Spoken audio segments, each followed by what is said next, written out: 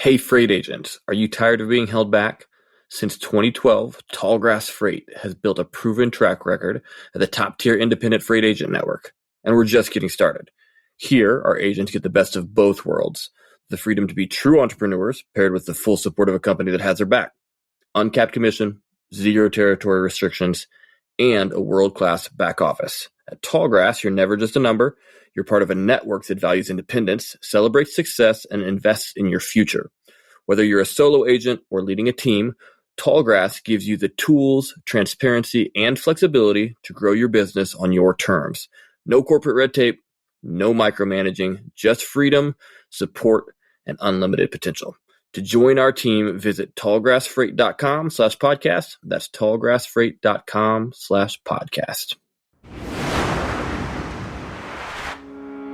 Welcome to the Recruiting Stories Podcast, where we celebrate recruiting by exploring the stories of leaders and top performers by digging into their stories and understanding how recruiting has impacted their journey and their success.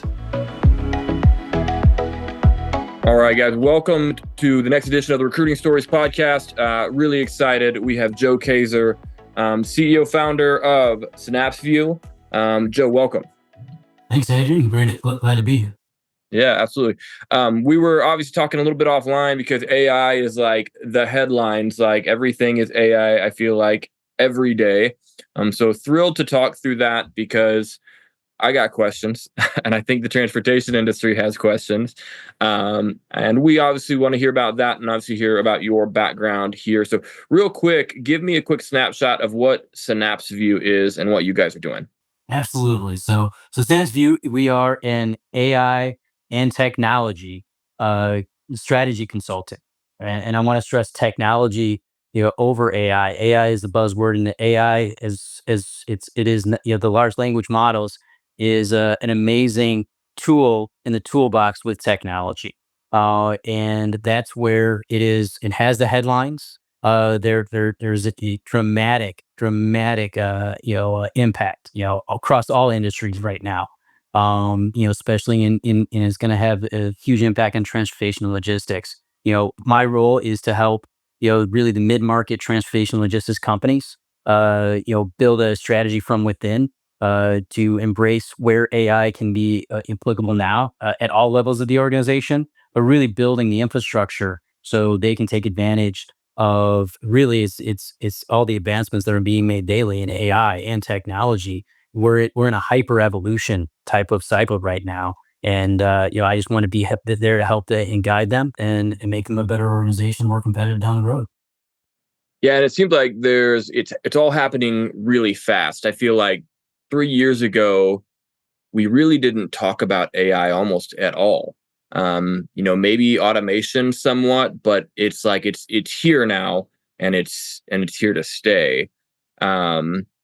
Well, I guess what's behind that? Is it just that it has caught up to where it's usable for us now? How did we get here?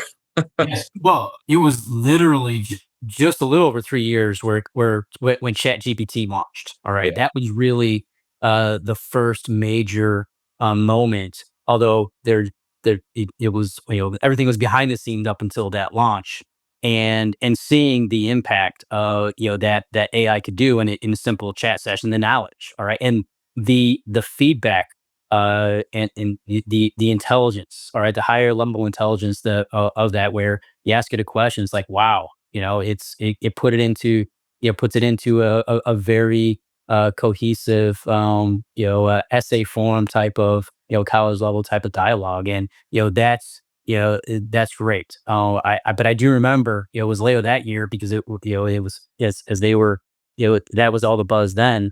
I was actually CIO for a very successful logistics company. I stood up in front of the whole audience, at the manager meeting, and told them that Chat GPT is all the buzz. Let's do the live demo of it. So I asked Chat GPT to write a love song, more than 50 words between a shipping container, a logistics company, and trucking company. And it did. Boom, and then there, it would actually almost brought a tear to my eye, but a little pop too. And then followed up like, all right, so I got a container coming out of Shanghai. It needs to go to Missoula, Montana. How do I get there? And it gave me an answer. Said call logistics company. All right. So I'm like, that was 3 years ago. And I'm like, that's what the AI is good for right now. Now, fast forward, and but really what what the impact of the AI and that large language model is it has the ability to structure unstructured data. All right, let me explain what that is. Our communication. All right. This is good. Yeah, I was going to ask, explain Yes. one, what is AI? What is a large language model for those of us who are new here? Absolutely. Well, so AI is the buzzword, artificial intelligence. All right. So, and large language model is the math behind what we know as AI. All right, and basically it takes our input. All right. So think about your Chat GPT session. What color is the sky? All right, it that is plugged into these algorithm models, a little more advanced than that, but it goes through all these iterations, and what it does is it breaks that down into math. All right, and it predicts what the answer should be based on what your input is. All right, so it's a prediction model. I'm oversimplifying it, but that's really what AI is. It's just on steroids. And that's where it's non-deterministic, meaning that the way it's constructed is it's predicting the next word in the response as you're putting the inputs. It's creating those outputs and making those relationships. All right, so I won't go any deeper than that, but that's basically what AI is, the large language model. Now, and that's where you have, OpenAI, you have, Gemini, you have, uh, um, Meta, and all these, Chinese DeepSeek, always pumping, creating these large language models that we tap into. All right. From a business perspective, outside of me, telling it to write a love song, or my 17-year-old son, writing an essay for school, and those are all, great use cases in business. And this is where, I refer to it as, it's great for being able to, take our communication and go inputs, outputs, and giving a response. All right. Think about an email quote. A quote comes in from a shipper to a logistics company. All right. It comes in an email form. Before it was something we couldn't automate very effectively up until the LLM. All right. We could automate everything else as far as getting that information, pulling it from the system, and pulling it back, but we couldn't really understand what thousands of emails, everyone asked it a different way, what that quote, and verifying that quote is. With the LLM, we can now break that down and send it back and have that communication. No, that's a very simple use case, but it's a use case that we really couldn't effectively automate before. Yeah. But And to your point, like, with the more information that it has, the more data that it's fed, the likely more the better the outcome will be, because it's had more information and more tests to run to say, hey, here is better possible outcomes. True. Yes. True. Yes. But think about the LLM as, yes, there's the data that they train, the trillions and trillions of gigabytes of data that goes into that training. But it still is really, for the most part, public information. Yeah. Everything that's not in a paywall. All right. Which is important. All right. Now, obviously, there's a lot of lawsuits that sometimes Right. there's more data there than there should be. But as far as, I'm a transportation logistics company, that information that's in my TMS is not in the large language model. All right. That's where, the technology side of, opening up these LLMs, where I leverage the LLM's ability to interpret, in a sentence. All right. A question. All right. Now, like pulling, the question, going back to the shipping container, I need a rate from, Shanghai to Missoula. All right. Right. I use the LLM to, understand what they're asking for. I can instruct the large language model to, break that down. But then I can inject my own, private data with that LLM and really construct the answer that we need. All right. So Yeah. it's the bridging of those two datas, securely. Because it's not, we don't want our rate information to go into the LLM, but it's when all these LLM companies, opened up and being able to, use the technology of an LLM to break down and build up a communication, but then I can keep it private, put that together. That's really some of the bigger transformations that are happening. And that goes to play too is, I'm talking like a workflow, automated workflow, but the first big use cases for LLMs are, knowledge assistants and knowledge workers. All right, where Right. I have my whole customer SOPs that were in Word documents or SharePoint sites, all these type of things, and I have to go find the files and all that. You can, now, build your own, RAG data, with the LLMs where I can, if you had that database of information where I can chat with my SOPs now, Yeah. and really enhance it. And those were, and so there's a lot, that's really where, the big use cases are right now, and they're getting more sophisticated as we go. The biggest disruptor really has been on the programming side. Mhm. And that's in the tech sector as far as, coding assistance, because most of the languages, programming languages, are all public. And so, that's really, so much easier to, build, software applications, so much faster, with the assistance of, of the AI and a Right. lot of those things. And really that's what's driving a lot of the hyper evolution, because, software can be created so much faster, Mhm. and more expansive, that, then that leads to advances. But it is a matter of integrating that technology into what your company does with your people and your process. So yeah, Well, and that's where it sounds like, the some of the things you said, where it makes a ton of sense, just the information availability, quoting, customer history, on how they've responded or whatever, where your um, carrier reps or your account managers or whatever has access to things so quickly that they can make really quick and healthy decisions based off of historical data in ways that and in some ways, maybe even automate some of yes. those things. Absolutely, absolutely, and it's automating what you can. All right, Right. it's, because you're talking about, the shipper and carrier, relationships. Some things are just simple questions and answers, and I think, those are the ones that, where's my shipment? Okay, it's in, the Saratoga lab. All right, Right. yep, AI can do that. All right. But when you're, when you're trying to, build those relationship with on the carrier side, um, and also on the customer side, that takes more than just a simple, question and answer. That's really where, those are the skills and talents that, you need to accentuate. And you want to make sure, especially the bigger organizations, that when you put, AI agents to work, that they're not taking away, from what's core to what makes your company, yeah, attracted, by their customers, and So yeah, newbie question again, just yeah, to jump back.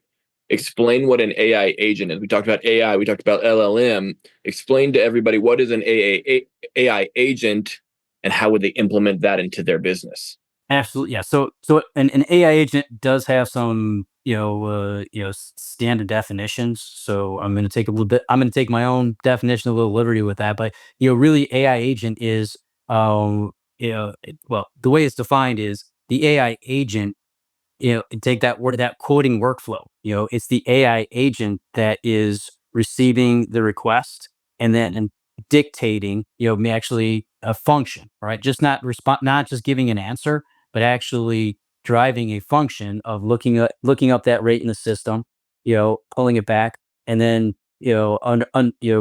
reading the results, and then responding back to the customer as if it was a service agent. So that's really what an AI agent is, and, that's where, it's the worker side, the workflow side that from an automation, that's really what an AI agent is. Essentially, a program with a job that's using Yes. AI to serve a function. Yes, yeah, and that's where you can now build, and there's the multi AI agent type of transaction where it's not just a transactional, but you have one agent that kind of controls multiple different functions, Yep. and synthesizes that, orchestrates it Mhm. to a certain degree.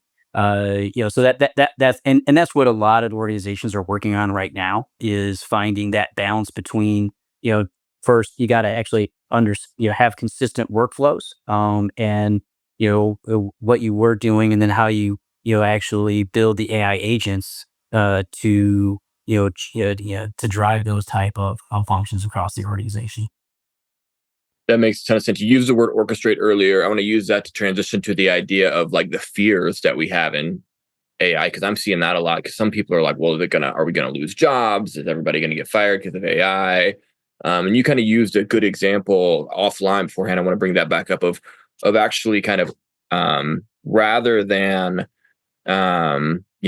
taking jobs that will create more orchestrators. I think that's how you said. So, will you Yeah, explain that idea? yeah. So that, and I really see AI, right in this. I do believe we are in an age of AI. Okay, and so that there's going to be, we're just at the beginning. And there are going to be functions, and functions that that do need to be replaced, that are repetitive right now, that are in place, and invariably those could be jobs, all right. But the way I see AI now, and over the next several years, is it's I as I was describing you earlier, each organization, company, is really, it can relate to relate it to an orchestra, all right, where we had a few maestros at the top of the organization, but the people doing the work were playing the instruments, all right. And with AI, and referring to the AI agents, you know, over the next several years, most of the instruments in your organization are going to be the AI agents, taking over those roles. But we still need humans. As I told you before, I'm a I'm on the side of humanity here. Right? Yeah, So right. that's where the humans need to still be the maestros that are orchestrating the AI agents, playing them instruments. And then through that, there's it gives us, we're always about leveling up. This is an we it's an evolution of work, of back in the 1900s. If I ran, I relate, no, I related to back in the beginning of the 1900s. If I had a horsewhip factory, I would be concerned about the automobile. All right, it's going to take my job. Well, yes, all right, but the automobile itself created all these other jobs and all this other industry. All right, that's what AI is going to do. I believe in creative destruction. I don't know what those jobs are going to be, but my bet is focus on the human side of things, and what makes us, when we're recruiting. All right, when we're recruiting new employees, yes, we look at the technical skills to check the box, but really what makes good fits, we focus on the emotional intelligence side, the soft skills. All right, how do they work within a team? How do they work within our culture? How do they fit? It's that side of the business, understanding the business side of things, and what drives the service to the customer, or the product to the customer. It's that creativity side that AI is pretty good at faking, but it's fake, absolutely fake. So that that's really the side that needs to be focused on, is from all perspectives. Yeah, but to that end too, because I think that's good because and again, I don't want to. I don't want to speak to what I'm ignorant about, because obviously AI is not something that I'm an expert on or anything. But I will say, from a people standpoint, that's where I am more of an expert. Is as an organization, it's pretty clear, your clients, like, I've seen a lot of different things out there, but clients really like dealing with people that they know, like, and trust, right? That's why salespeople are able to do what they do, is because they have something in common with them. They can relate to them. They're empathetic towards them. They see themselves in them, all of those things. And the more that those people who you talked about, as you recruit them, they display their values, their work ethic, etc. And even as they interact with AI, I think that will come out on the other side through AI, and how it may respond back to a client if it is a client facing something, because they see that within your organization. Not that it can replicate, the culture and the values in the same way, right? But it can say, hey, this is probably how we operate in a way that is ethical and more sound, if it sees that on a day-to-day basis, I would guess. Right or wrong? No, I agree 100%. But I also think a transition will happen in the workforce. Well, I hope. I don't. I'm not in the prediction business, so Yeah. I'm not. I don't make a very good weathernet. I don't fake it. All right, but I really believe that the workforce itself is going to transition less from a you know punch in, punch out type of mentality. To more of a results. All right. And I think technology gives us, and I think AI is going to drive, our on the service side of things, our productivity to new levels that we've never seen. All right. Yep. We're not there now, but over the next few years, I do strongly believe that we are going to be more productive than we've ever been. And that means that we're not going to count how much effort or hours I put into the result, but the results itself. All right. And how I used and deployed that technology to get that result. Because, on the consulting side, all right, there's, McKinsey, all right, and their PowerPoints. All right. They used to, hire a bunch and spend all these hours putting these PowerPoints together. All right. Well, they're still charging the same amount to their clients, but it's now it's really AI producing PowerPoints from them. All right. They're and to those companies that purchase from McKinsey, they're getting the value that they see out of it. All right. So what's the difference? That it used to take us 1,000 hours to put those PowerPoints together. Now it's taking us 10. But it's still having the same impact.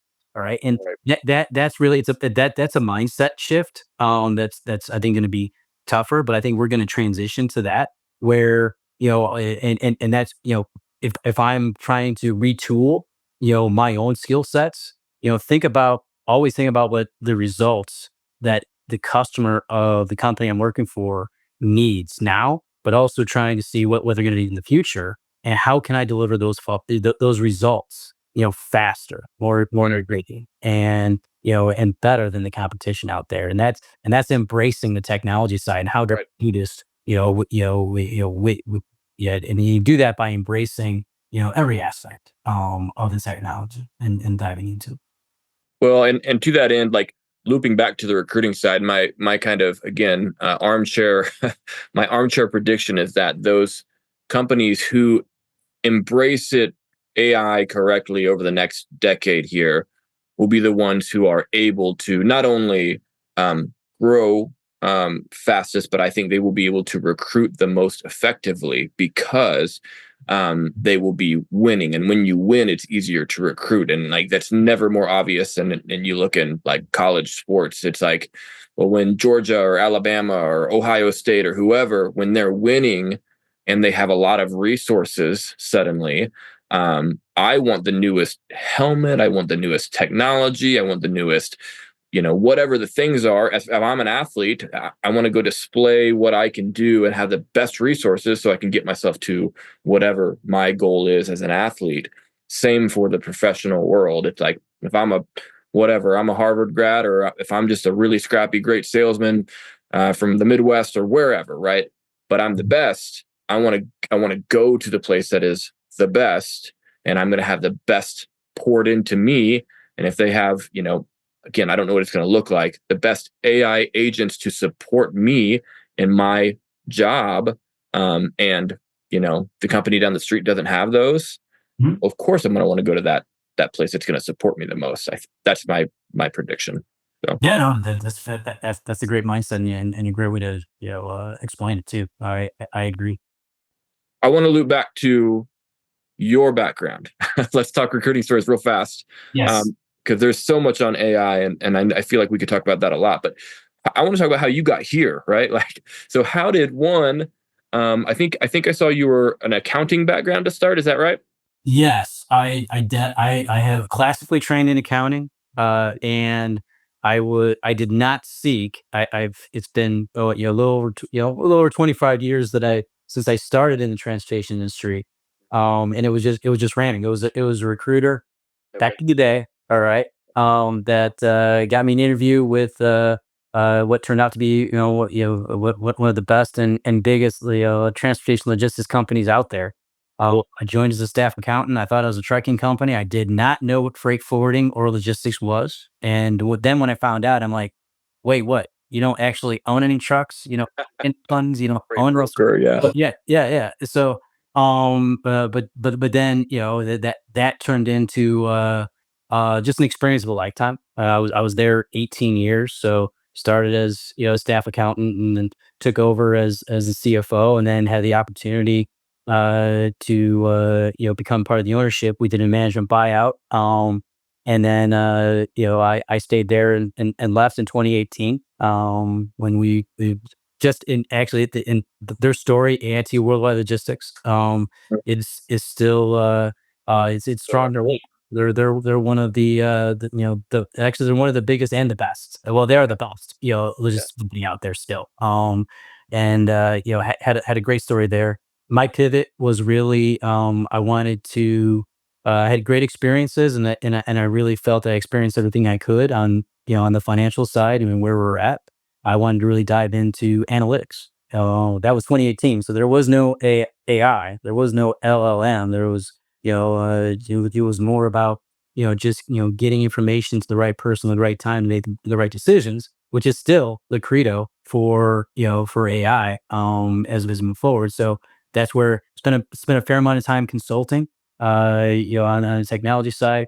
Joined a couple of the companies I consulted for, but I also, still have my CFO hat, so I still have a good M&A, transaction here and there.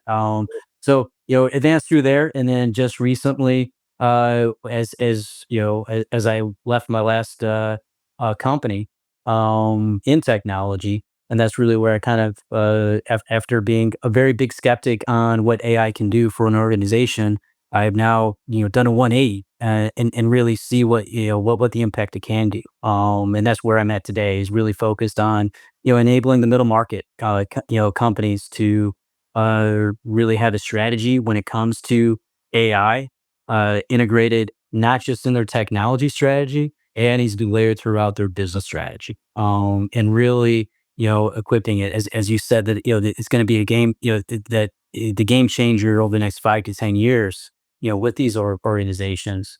Um, well, gosh, but I'm going to quote somebody. I forgot their name. All right, so Okay. but they said that the next 1 to 2 years is most critical, because the winners in the next 5 to 10 years will be the companies that effectively adopt their own AI strategy over the next 1 to 2. So that was not me. I Yep. it's but it was a very smart other smart person that Yeah. point that, and I believe that, Yeah. and it's that it's embracing the AI, the AI, but also demystifying what it is now, understanding what it can be going forward, and how it can impact your business right now Yep. is really where it least sits. So, I've had many forks in the road that we need to go over, but the experiences I relish, and the experiences that we're about to jump into for that's the fun part of this. I'll always be in transportation logistics. I literally did try to leave in 2018 and no, you pull me back. You don't even go with transportation, That's folks. what it does. Transportation always sucks you back in. It's just Yes, it like, does. It does. It's just it's that juice, yeah. and as you kind of referred to before too, but it is such a relationship business, Yep. to have to agree, and it's built on trust, and that's our value. That's what we need to keep. Yeah. Well, props to that recruiter who got you over to AIT. That was a high quality placement for that Yeah, yeah. long tenure. That's good. I will say those are my favorites when somebody ends up sticking and building a long career out somewhere and having a lot of success always. Absolutely. I would give credit, but it's been so long ago. He's a great guy. If I ran into the street, we could go have a beer together. I forgot his name though. Yeah. That's awesome. That's so good. Honestly, those are the best. Yeah. When you look up 5 years, 10 years later, and you're like, oh man, they're promoted, they're growing, they're doing a great job. So that's Yeah. awesome. But well, tell me about that then. So well, obviously, like you said, AIT is a leader and a big organization, well known, and you had a huge role there. I know hiring was probably a part of that. So what for you guys, just a quick sidebar, you guys have a hiring philosophy while you were there that was like, this is how we did things, or we did it a certain way that you were able to share, or Oh yeah, absolutely. Yeah, it's been 7 years, so I'm sure they've gotten a lot better, and I know they've gotten a lot better at what they've done. All right, because yeah, when I was there, I was responsible for HR also. But as we were growing up as an organization, it was critical, and this is when you know the management team, the ownership team, really put a focus on the culture of the organization, but defining that culture. So doing your traditional mission statements, but really going deeper than that, and defining our culture. When breaking that down, that's what we did into competencies and behaviors that drive success at AIT. And it's we had, and this what some of those competencies that you were referring to before is the empathy, the customer service side of it, and building trust, those type of attributes. Yeah, and that's what we built into our recruiting. As we were interviewing everyone that came in, whether it was VP of sales or staff accountant. All right, there were certain behaviors that we would interview for to make to see if that was a fit. Above and beyond just the technical check, check the box type of items. But and I think we were highly successful doing that. Because we were able to attract really good talent, but identify the talent and the fit. All right, because there's a lot of talent out there, but is it a fit for where their organization is? What we need and do. So we're all very focused and all in, and proud I'm proud of being part of that team that built a great organization to that point, and beyond where it's now. It's pretty wild, but good. it is beyond, yeah, so critical that that every organization knows who they are, what their identity is, and you share that identity when you are, recruiting, people to come into your organization. And, don't be fooled by, past successes necessarily, just on the merit alone. Understand what the individual is, Yep. and their experiences. So that's where, that's the interviewing process where it's not, I can't, I really, I can't fathom AI doing interviews now, honestly. Yeah. Right. But if companies are using it, that's fine. They use it as reading tools and all that. But how can you really get to know an individual and their fit into your culture Right. without doing that in-depth interview and doing those deep dives and hearing their stories, from yeah, and being able to ask the deeper questions to really understand what happened, their participation, how they overcame certain instances. It's developing that relationship in the interview process that's so key to see if it's a fit or not. And so yeah, those are that's we went deep. And I would say it was very successful. And it was an organization. It was started at the top with Vaughn Moore, Yep. who is still leading that organization that really drove that type of success. But in that level of importance when you're bringing people into the organization and keeping them. I love that depth. I think that's so important. I say some of the roots of that for me in my history, similar thing when I was with e-shipping and chat, and we talked about the culture and values and embodying all those things. I was listening to a podcast. It was NFL scouts, and they were talking about how there was a few of these franchises that they worked with, and one of the things that the really good ones, I can't remember which ones, but they were saying that this franchise, their kind of their motto when it came to drafting players was, we are okay if we miss on talent. So like if somebody's maybe not the player we thought they were, we're okay with that, but we can never miss on the person, meaning the person has to be an A+ person who fits the character, integrity, work ethic, all of those things. If they're a wonderful, great person, we can never miss on that, even if sometimes, maybe they didn't quite have the skill set that we thought that they did.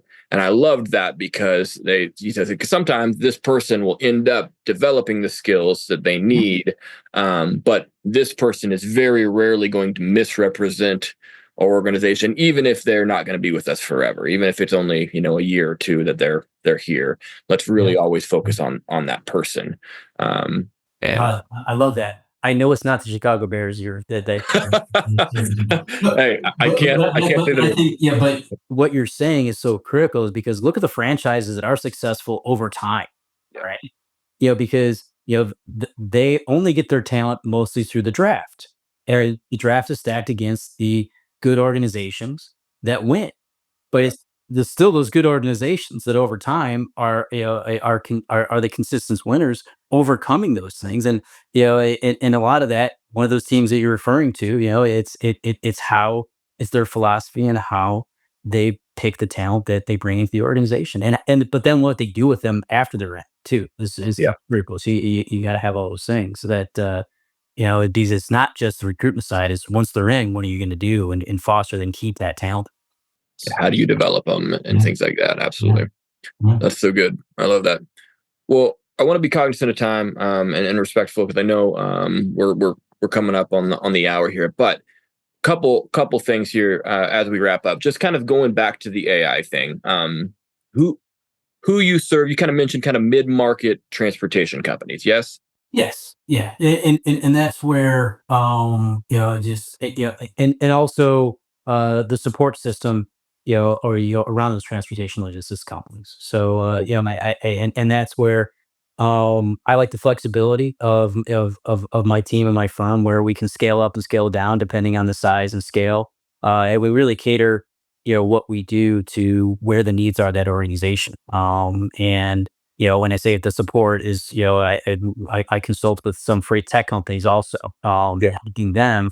They may have a great software, and they develop a great software, but they also need to understand, well, how do we, we're dabbling in AI, but how do we take that step forward, and really integrate AI to our tech side, and our operational side of a lot of these tech companies. But my core is, and it's actually both asset based and non asset based. So over the last 7 years, even though most of my time was in freight forwarding, non asset based but over the last 7-8 years, I spent most of my time with a lot of asset based trucking companies that renewed respect for the people behind the wheel, and again, driving success there too. So I'm attracted to the mid market just because of there's a lot of impact that they make. They're usually the entrepreneurial type of companies, and I enjoy working with those. And I love their stories. I want to help them build a better story down the road. So that's really my focus. And my team of advisors that I have. I have several other transition veterans. All right, and that's that we love just coming in and helping build build their success. And it's AI and technology. And find the right tools now, but also equip them with the mindset and the frameworks to find the tools for tomorrow too. What would you say to somebody? Let's just say, hey, I'm an owner or I'm an executive at one of those companies, and we are thinking about AI, like we don't know what to think. but we want to explore, like, if you had 30 seconds in an elevator, what would you tell them to consider? Well, first, if they're not personally utilizing the chat GPTs and even just Microsoft Copilot, they got Microsoft Voice. So they need to use it for themselves to help what they do on a daily basis. Mm-hmm, mm-hmm. If I'm an owner of a company, I'm analyzing information. All right. You should be using it. If you're simple things, if I'm looking up things in Google, try GPT instead now. All right. Or if I'm using Google, use Gemini, the LLM there. Simple things. All right. If I had 30 seconds, but because that's the simplification thing. It's really, what AI can do, when you deploy it within the walls of your organization. All right. With your people engaged in it. All right. And that's where, it's as important that they understand, and they also need to understand that most of their employees are using AI right now. All right. Yep. And one of the things is you need to get an understanding of how they're using it. All right. Yep. And then you need to get your organization really understanding how the organization is going to be using that. Right. So that's where a little more than 30 seconds, but That's good. That's good. Well, yeah, I think no one's ever called me a brief speaker. So well, I mean, I love that though, because I mean, I think even myself, that's been the constant question over the past year is like, well, how should I be using this, and what can I be taking and using in certain areas? What can it do for me versus what can it provide information for me? And I think everybody should at least see some of the capability, because just that alone will provide you some context to say, like, okay, this is important to have, maybe not my arms wrapped around, but at least to have an understanding of, because I need to see where it can potentially help me in the coming years. So no, but it's you got to embrace it, and dive into it, and that's where I see myself and my organization. We're a resource. We can just be, we'll help you understand it. We're educators, on what AI can do at the organization level, and actually how you can approach, and build your own environment, and secure your environment for AI going forward. do you have any book recommendations that have either been helpful to you on your career or around the subject of AI? I don't have any useful AI books because honestly, if you want to learn about AI, go to YouTube. Yeah. So Yeah, sure. there's a lot of garbage, but Yeah. there's also a a lot of goodies there. Mhm.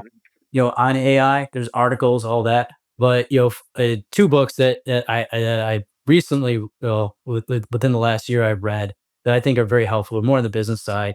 First one, I gotta say, it's how to make a few $1 billion by Yeah. Brad Higgins. All Yeah. right, Yeah. because it's a well written book, and what is it about? Well, yes, Brad Jacobs believes in technology. All Yeah. right, that technology is foundational, but it's the people that are about the organization. And so many good nuggets in that book. There's another book that I highly recommend. It was helped me on my journey here.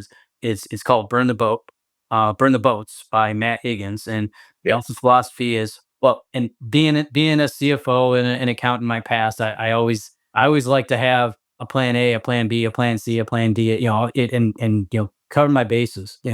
That's not necessarily the best approach if you want to be an entrepreneur. Sometimes because if you have a good plan A, but you also have a good plan B. Well, as soon as plan A gets tough, you're going to jump to plan B. Right. Burn the boat. That's a Good good boy. point. Go all in. And you make your plan A, your passion, your focus. Go until you fail. Yeah. Because there that then make then make plan B, plan A. That but go all in. Which I think is a great message for anybody, but especially it was somebody like me who, always wanted to play a little cautious. Sometimes you just got to go for it. I love that. That's a good, great book. I would co-sign on that one. Definitely want to. Convicting, perhaps, is a good word to say on Yeah, that. yeah. What about this? If you had to go back and give your 20-year-old self advice, knowing what you know now, what would you say? I would tell my 20-year-old self, don't listen to my advice. Listen to my experiences though. And listen to all the other old people's experiences. Yeah. But form your own opinions. Yeah. Because you know what? I'm just old and I may be happy, all right? So I'm just gonna give you happy advice. Or I'm gonna be mad, I'm gonna give you mad advice. All right. You form your own opinions, but hear my experiences. There's something, you can learn something from everybody. Yeah. I love that. So true. So true. But Joe, it's been awesome chatting with you. I really appreciate the time. If somebody wants to, one, follow what you're doing, or if they want to get in touch with you, have a conversation that might be beneficial for their organization, how would they do that? All right. Well, you can hit me up on LinkedIn, Joe Kayser. There's not too many Joe Kaysers out there, so you can find me there. Ping me and message me there. My website is SynapsVue, VUE, .ai. So you can hit me on my website, and then those is probably the two best ways to find me. Cool. We'll add that in the show notes as well. And otherwise, Joe, we appreciate your time. Thanks for being on. Awesome, Adrian. Have a great day. Thanks for listening to the Recruiting Stories podcast. If you haven't yet, subscribe wherever you listen to podcasts. Check us out on LinkedIn, Adrian Chapman, and Cover 3 Consulting is our company page. Also check out our website, www.cov3consulting.com. Again, thanks for joining us, and we just simply want to remind you that you can change the world by putting people in a position where they can do the most good, and you do that by recruiting. Thanks again for joining us. We'll see you next time.